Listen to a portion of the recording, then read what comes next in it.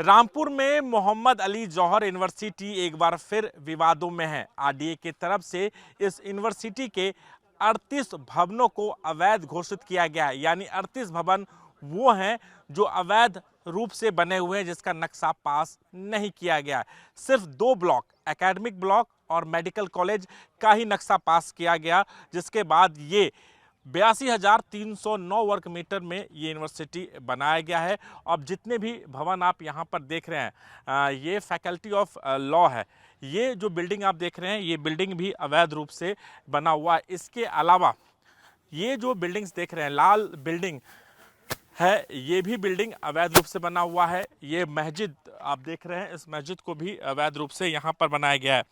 चूँकि प्रशासन की तरफ से यूनिवर्सिटी को ये बताया गया था कि आप इसके बारे में सही जानकारी दें, तो यूनिवर्सिटी की तरफ से ये जवाब आया कि जितने भी यहाँ पर भवन हैं, उस समय जब ये बिल्डिंग बनाया गया था, जब समाजवादी पार्टी की सरकार थी, उस समय आजम खान नगर विकास मंत्री थे और अपने कार्यकाल के दौरान में उन्होंने ये यूनिवर्सिटी बनाई। और जवाब ये आया कि उस समय आरडीए नहीं था, इसलिए नक्शा पास नहीं कराया गया था। लेकिन इस पूरे मामले में कानूनी कार्रवाई हुई और ये कहा गया कि अगर नक्शा उस समय पास नहीं था, आरडीए नहीं था, तो 2 बिल्डिंग जो एकेडमिक ब्लॉक है और साथ साथ जो फैकल्टी है, वहाँ पर आपने कैसे नक्शा पास करा लिया ग्राम विकास की तरफ से। तो ये एक बड़ा सवाल था और इन्हीं सवालों को लेकर यहाँ पर आरडीए की तरफ से नोटिस जारी किया गया कि 15 दिनों के अंदर आप ये जो अवैध बिल्डिंग है 38, उसे खुद तोड़ लें या फिर प्रशासन का बुलडोजर यहाँ पर चलेगा। लेकिन अब विकल्प क्या बचता है?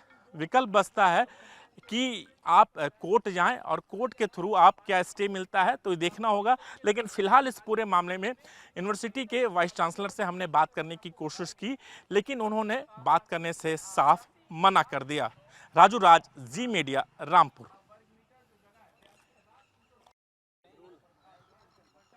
जौहर यूनिवर्सिटी के अंदर जो ये रास्ता है जहां पर मैं खड़ा हूं, ये लगभग 350 किलोमीटर का पैच है। और उस रामपुर में जौहर यूनिवर्सिटी के अंदर ये रास्ता जो है, जहां पर मैं इस वक्त खड़ा हूं, ये रास्ता 3.5 किलोमीटर का पैच है। और इसकी शुरुआत रामपुर में जौहर यूनिवर्सिटी के जिस सड़क पर मैं खड़ा हूं, दरअसल ये सड़क कैंपस के अंदर है और ये सड़क पर अवैध रूप से कब्जा किया गया। समाजवादी पार्टी की सरकार थी, उस समय आजम खान ने इस जो सड़क है, सरकारी सड़क को यूनिवर्सिटी के अंदर कर लिया था और 3.5 किलोमीटर का यह पैच है। इसकी शुरुआत यूनिवर्सिटी के गेट से शुरू होती है और जहां यूनिवर्सिटी खत्म होता है, यानी 82,309 वर्ग मीटर का आखिरी कोना, ये जो रास्ता है, ये जो गेट है, ये सीधे लालपुर बैराज की तरफ जाता है।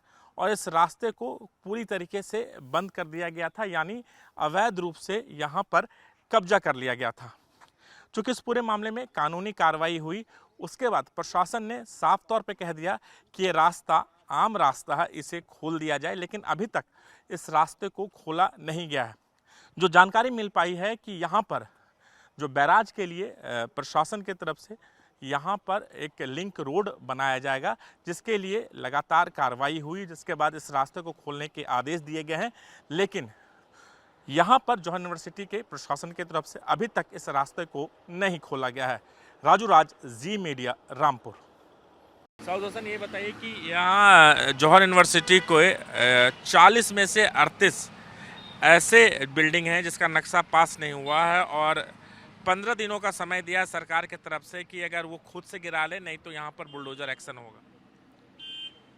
तो इसको तो उठाना चाहिए था, लेकिन जब ये बिल्डिंग बनी थी तो तब क्या यहाँ आरडीए अप्रूवल था? ये क्षेत्र जब ये बिल्डिंग बनी थी तब ये क्षेत्र आरडीए अप्रूवल था? इसको लेकर पूछना चाहिए, बताना चाहिए। अगर अप्रूवल था तो नक्शा पास होना चाहिए। उस समय आजम अखिलेश की सपा की सरकार थी, सपा के सरकार में सारा कुछ पास कर दिया गया था। ऐसा तो नहीं हो सकता। इस देश में संविधान भी है, सब काम संवैधानिक तरीके से होना चाहिए और संवैधानिक तरीके से होता भी है। सत्ता किसी की भी हो, समाजवादी की सत्ता से क्या हुआ अगर सत्ता थी तो। लेकिन कभी कभी सत्ता का दुरुपयोग करके बिना नक्शा पास किए बना दिया जाता है, कोई बोलने वाला नहीं था।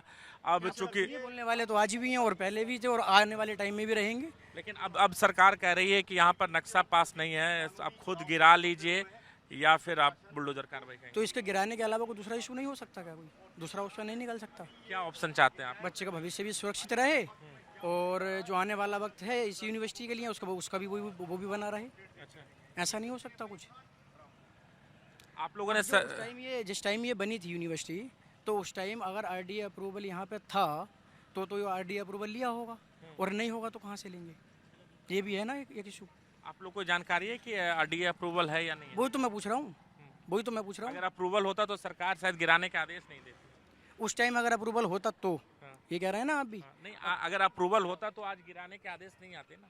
वो बात आपकी ठीक है, गिराने के आदेश नहीं आते। आरडीए मैं ये तो पूछ रहा हूँ आपसे भी, मैं भी तो ये सवाल कर रहा हूँ, उस टाइम आरडीए अप्रूवल ये क्षेत्र था या नहीं था? अगर उस टाइम नहीं था तो अगर ये यूनिवर्सिटी अगर बनी होगी, कोई बिल्डिंग इसमें बनी होगी, तो उसका अप्रूवल कैसे ले सकते? अब आप लोगों को क्या डिमांड है, क्या मांग है? हमारी डिमांड यही है कि यूनिवर्सिटी को लेकर इसको गिराया नहीं जाना चाहिए, और जो इसमें स्टूडेंट पढ़ रहे हैं उनका भविष्य भी खराब होएगा ये गिरेगी तो। और आने वाले वक्त में जो यहाँ के लोकल के अनपढ़ लोग ज़्यादातर जो यहाँ पे पढ़ने लिखने के लिए आते हैं वो और ज़्यादा अनपढ़ रह जाएंगे। यूनिवर्सिटी नहीं गिराई जाए। यूनिवर्सिटी क्यों गिराई जाए? क्योंकि अवैध बिल्डिंग है, जो बिना नक्शा पास किए गए बिल्डिंग बना ली गई है। 40 में से 38 ऐसे बिल्डिंग्स हैं जिसका नक्शा पास नहीं है। उस टाइम आईडी है कब यहाँ पर? उस टाइम तो था ही नहीं। ये तो बाद में आया 23-24। क्या चाहते हैं आप लोग? अब ये जब बन गई तो ये तालीमी अदारा है, हम तो एक किसान आदमी हैं। ये है। आप यहीं रहते हैं? जी।